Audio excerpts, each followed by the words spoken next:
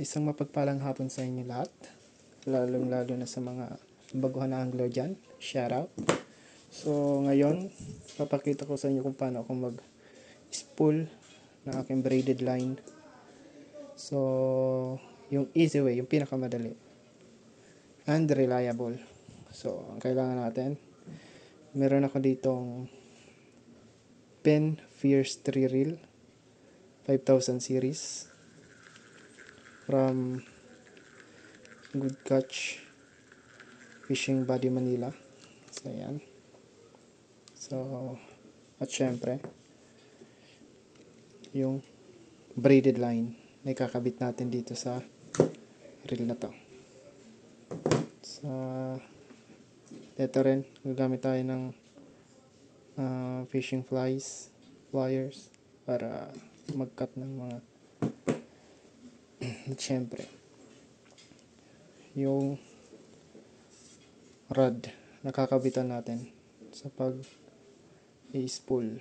So ito pala yung sa barkada ko, Topcast Specialty surf rod. Mas madali kasi dito mag-spool, ikabit yung reel at mag-retrieve para. So ito yung special rice cooker. So ano bang use nito? Ito para maganda yung pagkaka-spool ng braided line natin. Ito, ipapasok natin dito sa butas. So, ito yung takip. So, pasok natin dito. So,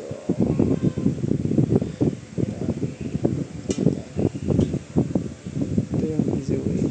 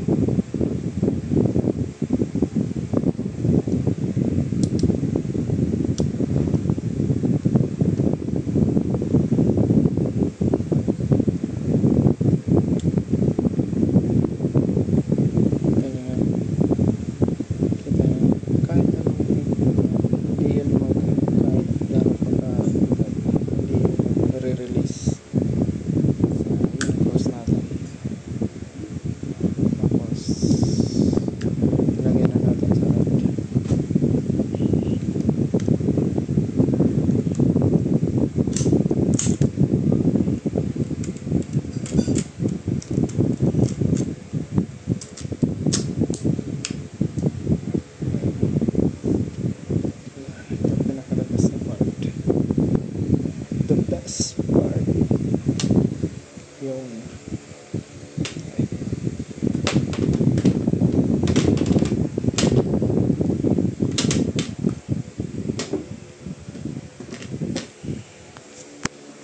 reminder, kumuha ng gloves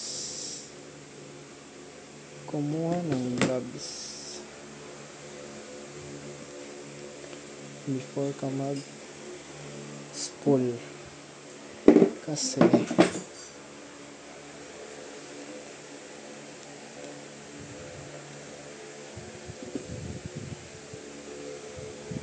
yan yung ang pag-spool niya, nahawakan mo siya dito ng mahigpit yan para sa pag-retrieve mo.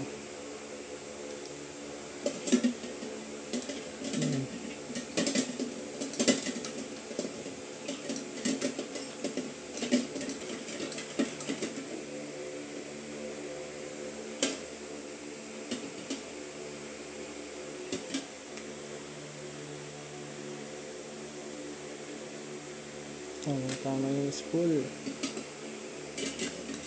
Yun. Umusin natin yung yellow.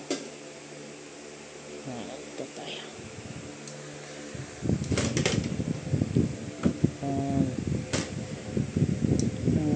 Ganito dapat siya.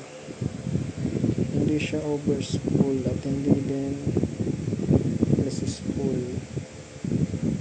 Ganyan lang dapat.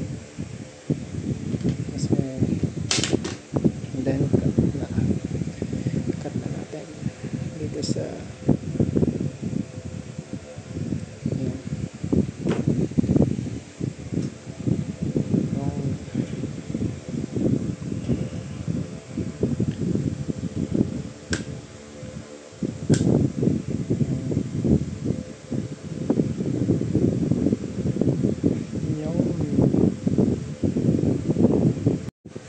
so ganun lang guys mag-spool gamit ang rice cooker. Eto kalahati pa siguro mga nakuha natin dito sa 600 meters is mga 350 ganun. So yung spooling ito hindi mabasa masyado dito kasi dito yun. Ito gagamitin natin for the near future. So pasok na natin to. So ganito lang po yung pag natin spool ng braided line. Hindi siya overspool kasi ito yung palatandaan natin kung overspool dapat hindi siya dyan maglampas at dito sa malay na to. So yun lang. It's a good product to ng Stern Tackle.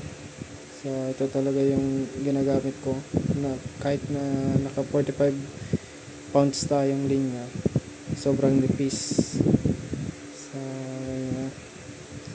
So yun lang. Abang-abang lang sa susunod na tips or pwede din kayo mag-comment kung anong gusto nyo tutorial or tips. Yun lang. Bye bye. Peace on.